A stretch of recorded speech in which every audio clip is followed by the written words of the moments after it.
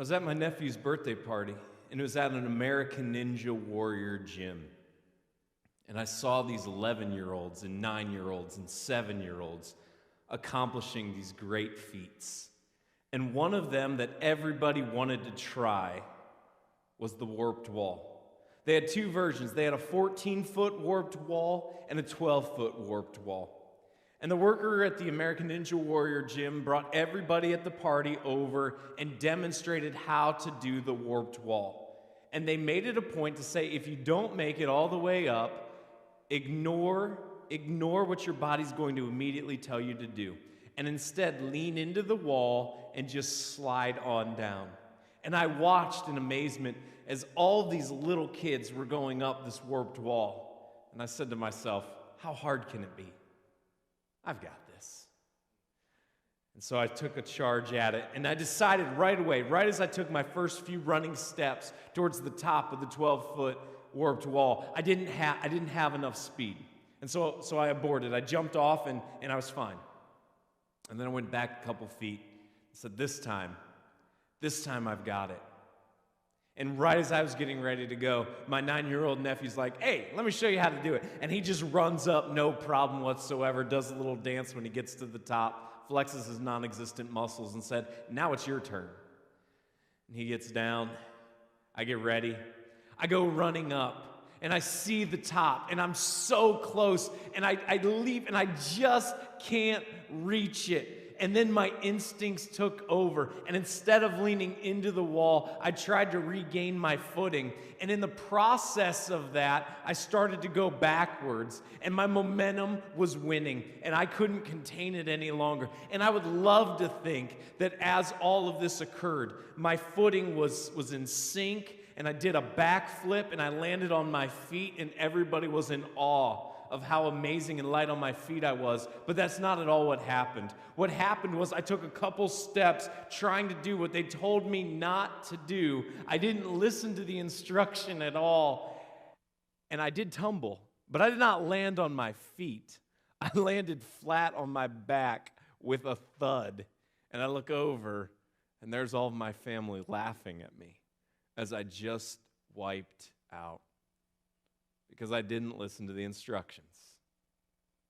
It said if you can't make it, just lean in and allow your momentum to let you slide down.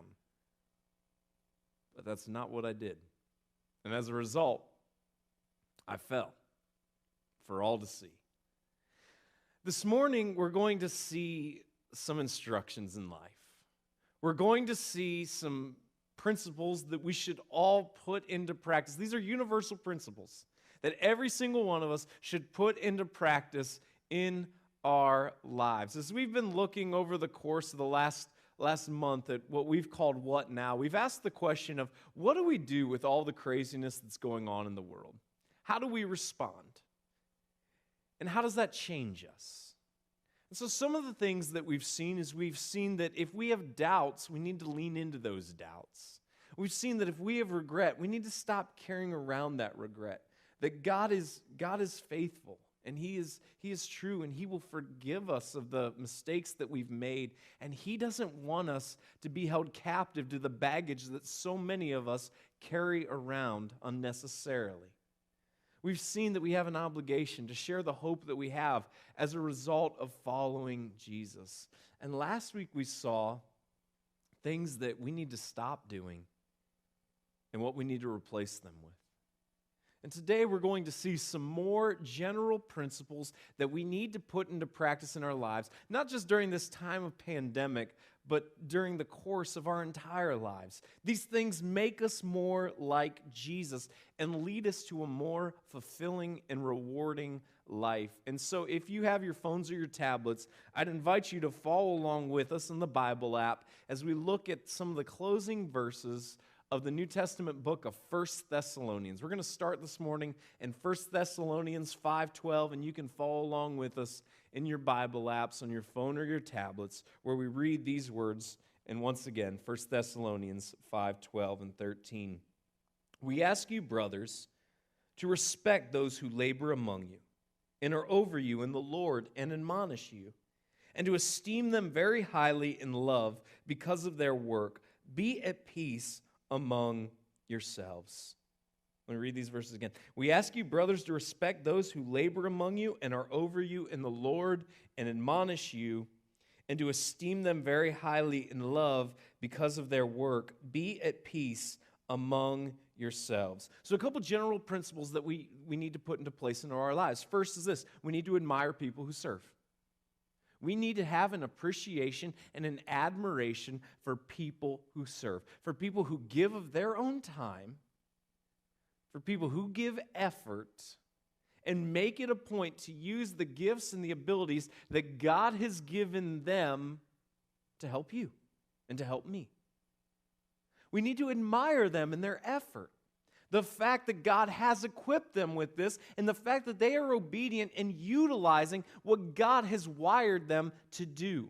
We're to respect people who understand that life isn't just about them. And the most rewarding life is when we understand that life isn't ultimately about us. And so we give of our time, and we give of our abilities, and we give of our possessions, and we make it a point to serve other people.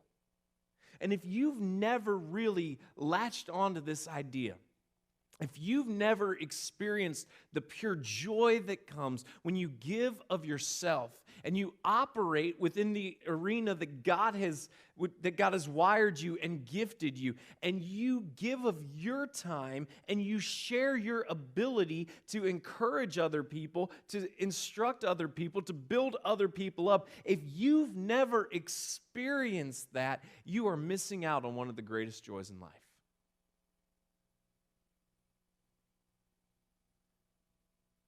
The call for everyone who follows Jesus is this: to serve one another. That is the call of everyone. That we are active and we are engaged in using the gifts and abilities that we have for the betterment of each other. And here we're told that one of the things we need to do is we need to admire people who serve. We need to hold them in high esteem. Because while everybody should do this, the reality that we know at Lakeside and every other church in America and across the world is simply this: while we all should do this, we don't. While we all should serve, we don't. And that's not to beat up on, that's just the reality. And I know some of you have just the most crazy schedule that you could ever have, but you need to find an area. You need to find something, whether it's an hour a month, whatever the case may be, you need to find a way that you are serving other people. And I promise you, you will never regret it. When you find the place that you are operating in the way that God has wired you and designed you, you will never regret that time, those resources, that energy that you gave to build other people. And for those who benefit, make sure that you admire it. So I just want to challenge you right now. You got your phones out anyways. Just send somebody a text right now. Send somebody a text who has been instrumental in your life, who's done something for you, who served you. Send them a text of appreciation. If you're not a texter, then write an email. Or maybe give them a phone. Don't call them right now, but give them a phone call when the stream's over. Give them a phone call and just say, thank you. Thank you for what you've done. But admire people who serve.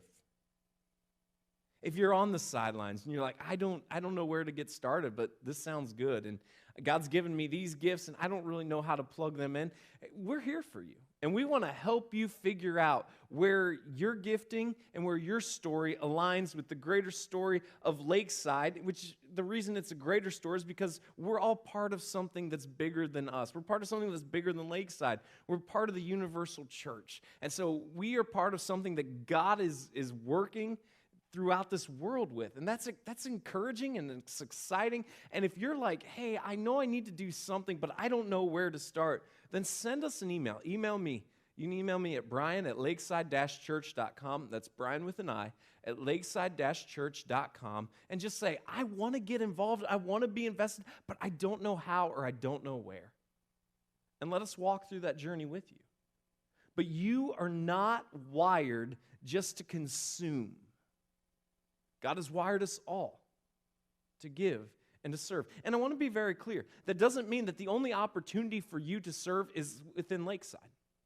We'd love for everybody to serve within Lakeside, and we need people, obviously, to serve within Lakeside. And as we go to 2 services, we have a number of new opportunities that are needed for people to serve. But don't think that the only place that you can serve is within Lakeside. Wherever you serve, make sure that you are using the gifts that God has given you, and you are giving of your time and your energy and your effort to better others. And as recipients of other people's service, as we all are, let's make sure that we are people who admire and appreciate what others have done for us. We ask you, brothers, to respect those who labor among you and are over you in the Lord and admonish you. Understand, there's a spiritual obligation for you to be told sometimes what you don't want to hear. There's a spiritual obligation of your mentors, of people that you are accountable to, of your pastors. There's a spiritual obligation for them if they notice something in your life that is contrary to what Scripture teaches, for them to speak into your life. And nobody likes to be admonished. Nobody likes to be told what they're doing is wrong. But understand, if somebody does that, ultimately, chances are it's because they love you, especially if it's somebody you trust. Now, if it's somebody you don't have a relationship with and they're just trying to tell you everything that's wrong with you, just run away from that person. You don't want to be near that person. That person's a toxic person. But if you have a relationship with somebody, if they're a trusted person in your life, if there's somebody that you're in a study with or you're accountable to or a pastor in your life, they have a vested interest in your life and they want to see you become more like Jesus. And one of the obligations that they have is to have with you the hard conversation. To tell you areas where you need to grow in this area. That is a spiritual obligation. And so if it's somebody who's well-meaning and who loves you, receive that in the spirit that you should. And it doesn't mean that those words aren't going to hurt. It doesn't mean that you're going to love to hear them right away. But it does mean they're spoken in love. Because one of the most loving things that can be done is for somebody to look at you and have the hard conversation with you that is going to cause potentially some friction, but is ultimately for your good. And the last thing we see here is, once again, as we talked about last week, the need to get along. Get along with each other. We bring a lot of different people from a lot of different backgrounds, with a lot of different passions and a lot of different opinions, all together as people who follow Jesus and who are unified under that umbrella, but who are different in so many other ways. And here's the reminder again that we see throughout Scripture, and that is, while you have different backgrounds, while you have different opinions, while you have different perspectives, while you have different passions, don't allow those things to divide you. Appreciate and celebrate the diversity, and remember, what unites us is greater than any of those things that divide us, and what unites us is a relationship with Jesus. So admire people who serve, and you yourself be of service. Be active in serving others. Appreciate people who love you enough to have the hard conversation with you. Appreciate people who love you enough to admonish you. And get along. We continue in verse 14. And we urge you, brothers, admonish the idle, encourage the faint-hearted, help the weak, be patient with them all. One of the things that we see here is a great life principle, and that is this. You can't respond to everybody in the same way. You can't respond to everybody in the exact same way. And so he gives us 3 different examples here. He says, admonish the idle. Now, you know some people like this. You know some people who just need to get their butt kicked. They just need to be told, get moving. They've been coddled their entire lives. And if you don't help them, they will just sit idly by and get nothing done and accomplish nothing.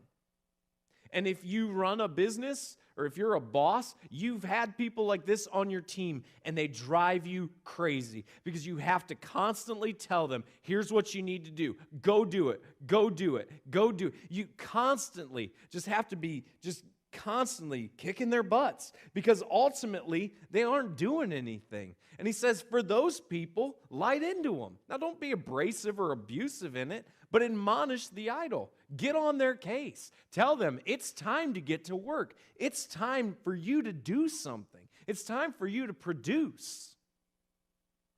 But you can't approach everybody that way. Some people need to hear that. But not everyone.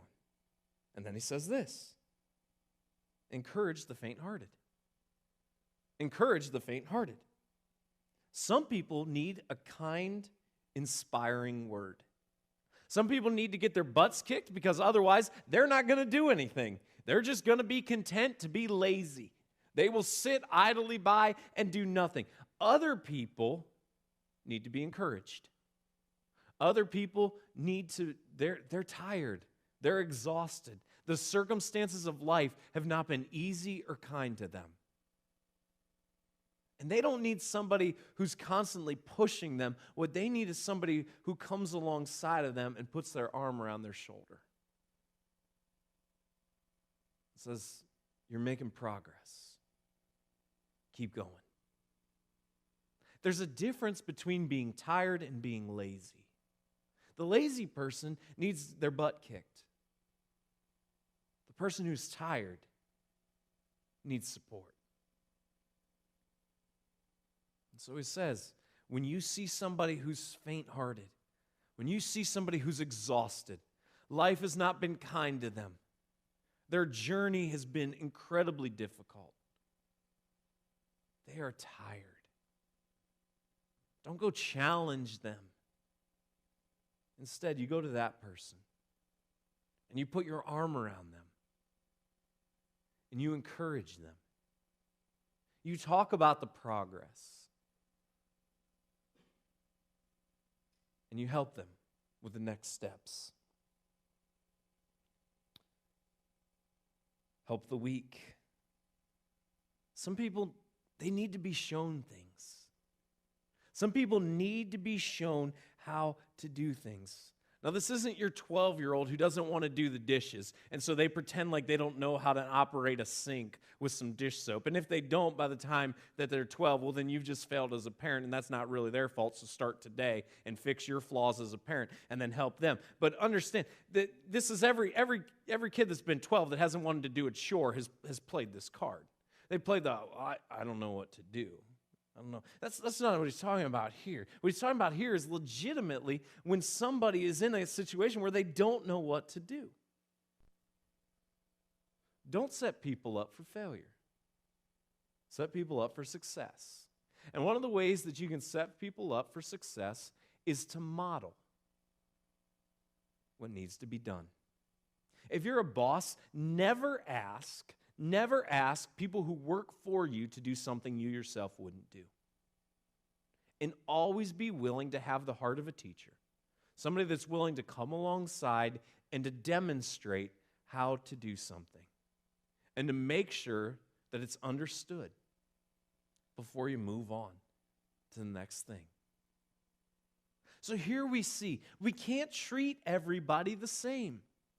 Some people, they just need their butts kicked because they're just lazy and they're content to do as little as possible. Some people, it seems like they're lazy, but truth be told, they're just exhausted. And what they need is not somebody chewing them out, but what they need is an arm around their shoulder, saying, here's the next step. Great job on what you've done.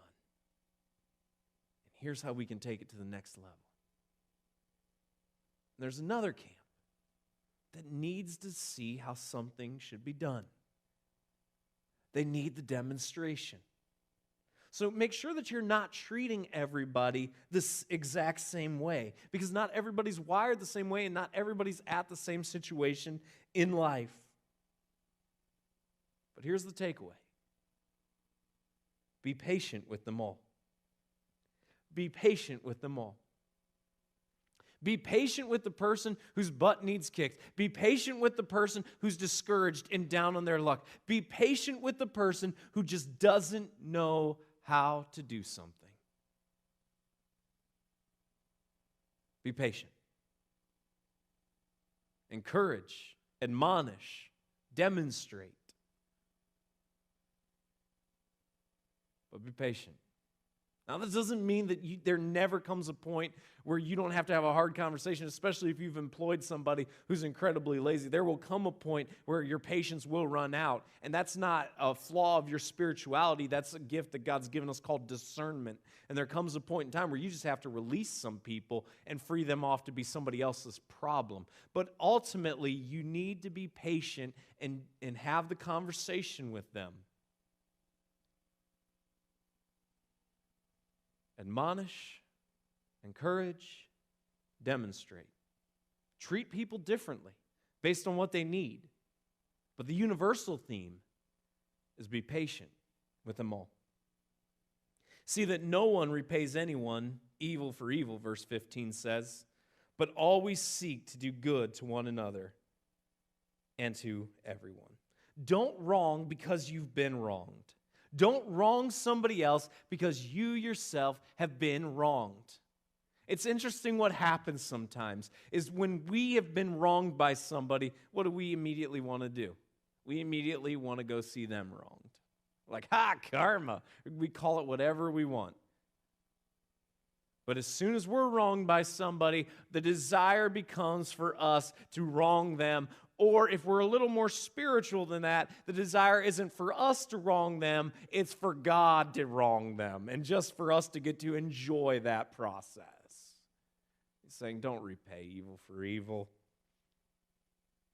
but seek to do good to one another and to everyone. Don't wrong because you've been wronged. Don't delight in somebody being wronged because you've been wronged. Let it go.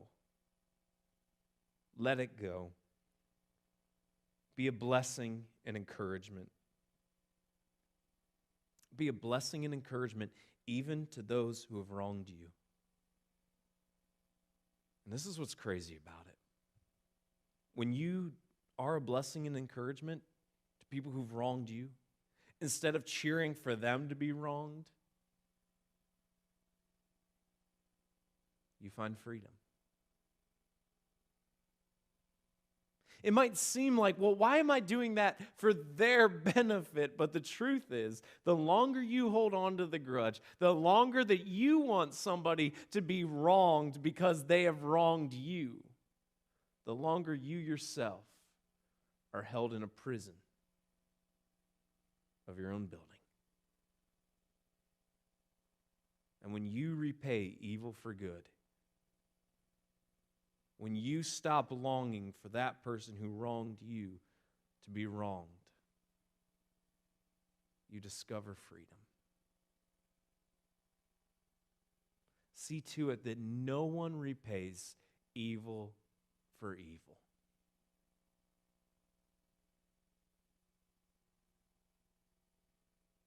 If you've been wronged, ask yourself, am I rooting for the other person? Or am I rooting for them to discover misery?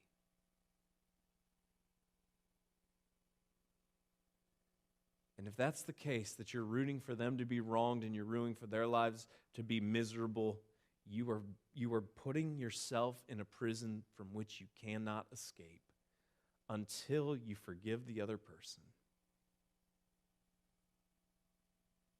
And that's where you'll find freedom. Be a blessing and encouragement, first to one another, first to the people that follow Jesus, and then to all. And then we end on these really quick, really short verses, but that are so essential to us in the way that we live our lives. Verse 16 says simply this: rejoice always. rejoice always. You can't control what happens to you. You can't control what happens to you, but you can control how you respond. You can't control what happens to you in life, but you can control how you respond. And what we're told here is rejoice always. Choose joy. Choose joy. Happiness and joy is a choice. Happiness and joy is a choice. And every day you have the opportunity to choose. Will you be happy? Will you choose joy? A friend of mine was recently meeting with a friend of his who's in the late stages of a cancer diagnosis. The outlook is not good. Time is not long. And they met up for a couple hours for what might be the final time. And he was telling me about their meeting, and he said, you know what struck me? Is he laughed the entire time. His body is being destroyed. His days are incredibly numbered. He knows there's nothing left for them to do. Yes, he has incredible faith in Jesus.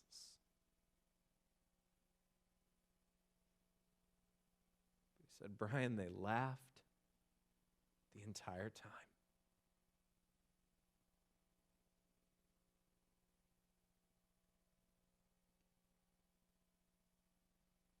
Joy is a choice. Doesn't mean that everything we experience or endure is going to be pleasant or it's going to be easy, and it doesn't mean that everybody who's given a horrible diagnosis has to respond in the exact same way.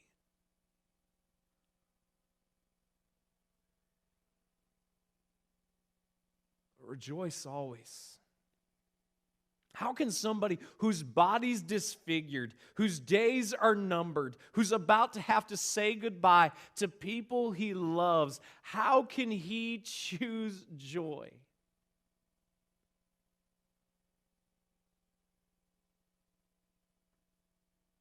I have to believe that the only answer to that question is because he remembers that there is more to this story than this life. There's more to this story than our circumstances. And that as people who follow Jesus, we have hope. That seems ridiculous.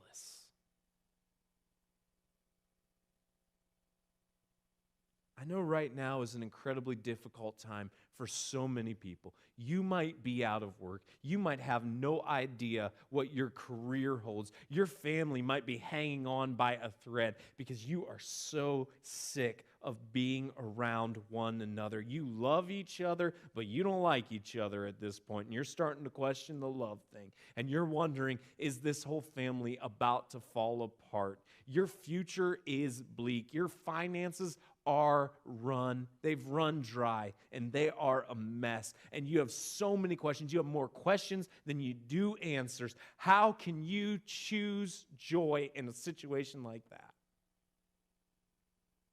Well, it starts with a choice.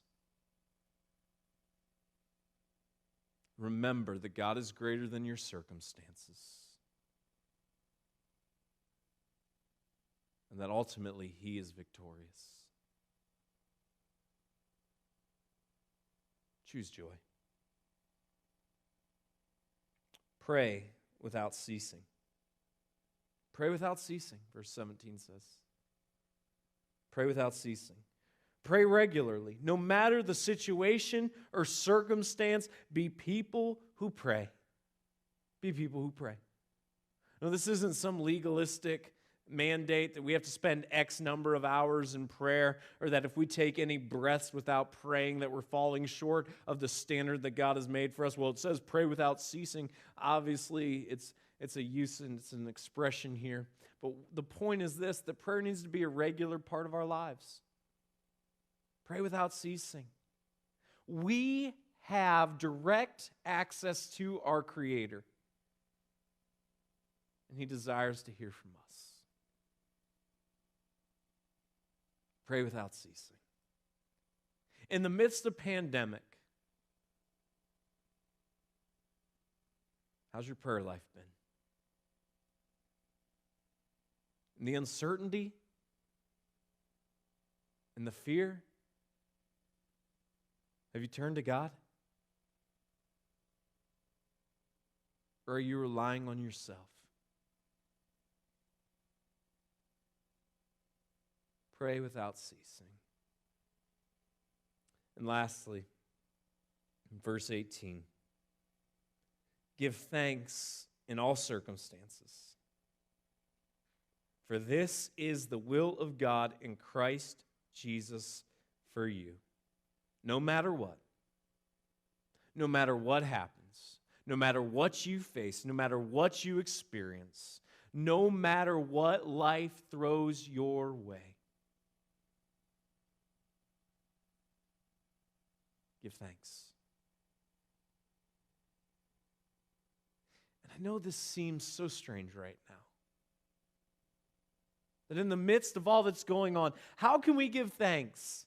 How can we rejoice always? How can we choose joy? How can we be thankful about some of the things that we're experiencing?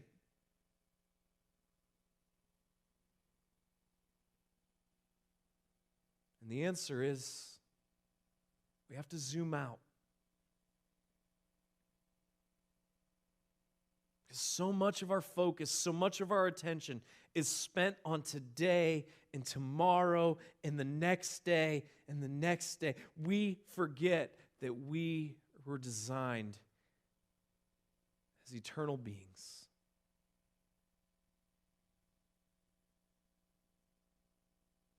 That we were designed to have intimacy with our Creator. And that this world and all of the trials and all of the troubles and all of the things that we face and we endure and we experience that tear us down and steal our joy and try to suck our hope away from us, all of those things are temporary.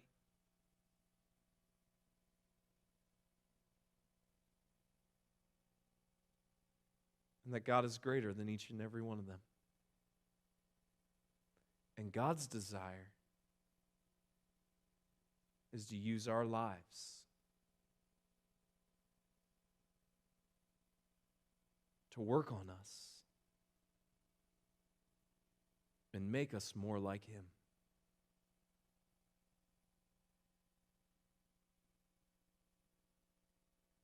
So the question I want to leave you with today is, what are you doing with your life?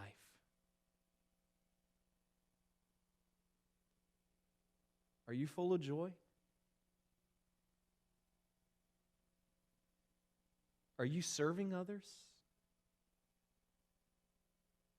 If you're not full of joy, let me tell you, one of the fastest ways you can discover joy is to stop living your life consumed by just you and to live a life for others.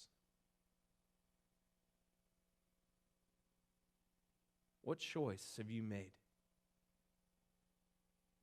What are you choosing? Do you choose fear? Do you choose uncertainty? Do you choose hopelessness? Do you choose worry? Do you choose selfishness?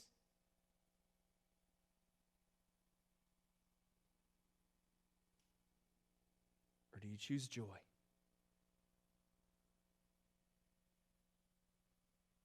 The choice is yours.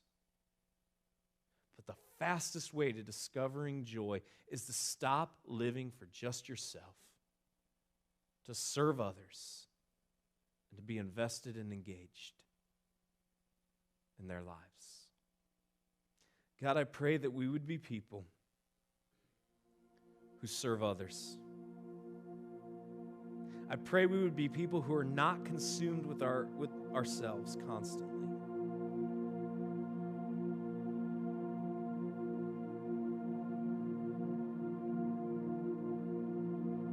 God, I pray that we would be people who are quick to serve. I pray we'd be people who love people enough that we'd be willing to have the hard conversation. I pray we'd be people who appreciate those who have invested in our lives. I pray for the person who's watching, God, and who's just lazy, and I pray that you would just instill with them a fire and a passion and an energy to get something done. And God, I pray you'd put the right person in their lives just to kick their butts and to get them moving. I pray for the person who's watching who's just so tired. And I pray, God, you would just put the person in their life to lovingly come alongside them and put their arm around them and tell them, great job. Just keep going. And I pray for the person who has a desire but doesn't know where to start or doesn't know what to do. I pray, God, we could point them to where they need to go and what they need to do. I pray, God, that we would be people who are quick to forgive. And we don't allow ourselves to become imprisoned by a lack of forgiveness. I pray that we would always choose joy.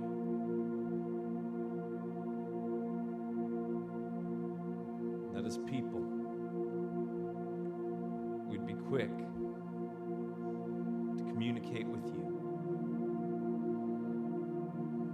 And then no matter what this world throws our way, no matter what we encounter, we could rejoice because we're reminded that you are greater than whatever we face.